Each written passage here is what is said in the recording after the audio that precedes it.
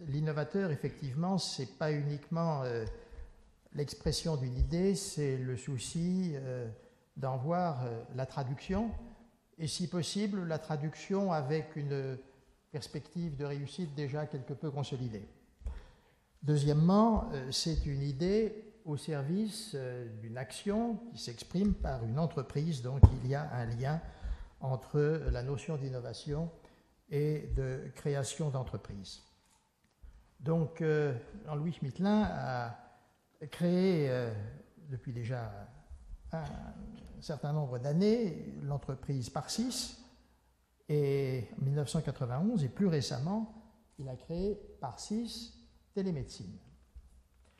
C'est à cet égard que nous avons examiné son parcours et son activité. Ce qui nous a paru intéressant, c'est que dans l'activité de M. Schmittelin, il y a un objectif permanent, une préoccupation permanente, qui est celle du client. Je crois qu'il a dit l'ingénierie est une chose très sérieuse pour la laisser aux ingénieurs, aux seuls ingénieurs, et il faut se préoccuper du client. Il est donc dans son entreprise à la fois un apporteur d'idées, mais aussi celui qui s'attache à ce qu'elle soit utile. Et Parsis Télémédecine a compris que dans ce très vaste secteur porteur d'espérance extraordinaire, l'un des éléments difficiles et importants était celui de la relation, tout simplement, entre le malade et son médecin, pas tellement lorsqu'ils sont face à face, mais lorsqu'ils sont éloignés. Et c'est pour ça que la ligne directrice de Parsis Télémédecine s'exprime par la télémédecine, la télémédecine à distance, et par le télédiagnostic, tout ceci abondé et conforté par des innovations majeures, et s'exprimant d'une part dans le domaine de la cardiologie et d'autre part dans le domaine de la transmission des données vitales que sont les nôtres, la respiration, la température, le rythme cardiaque, etc. Alors, avec les produits dont Jean-Louis Schmittelin vous parlera mieux que moi, il a maintenant un champ d'activité qui s'exprime en direction de grands groupes, d'établissements spécialisés.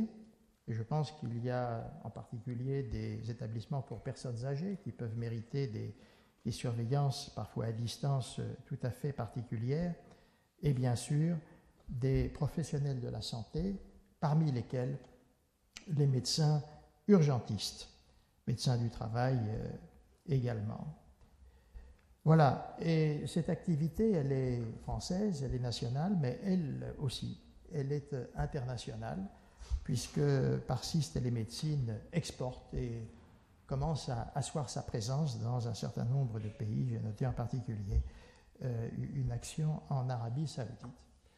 Je voudrais, au-delà de Parsis Télémédecine et du parcours et de la réussite de Jean-Louis Schmittelin, qui nous ont donc intéressés et motivés à travers ce que je viens de dire, souligner un aspect particulier dans le travail fait par le jury sur ce prix. Depuis plusieurs années, nous avions le souci d'associer par une contribution les élèves de l'école au travail du jury.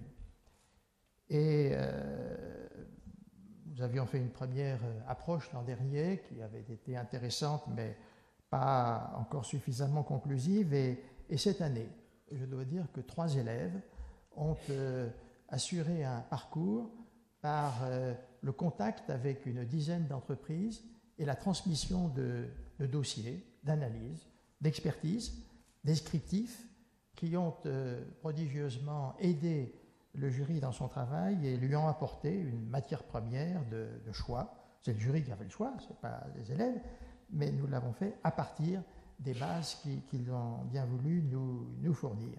Et là, c'était une première relation d'ailleurs entre l'école et les entreprises qui n'avaient peut-être pas encore tout à fait discerné à quoi tout cela répondait et de quoi il s'agissait. Mais ça fait rien.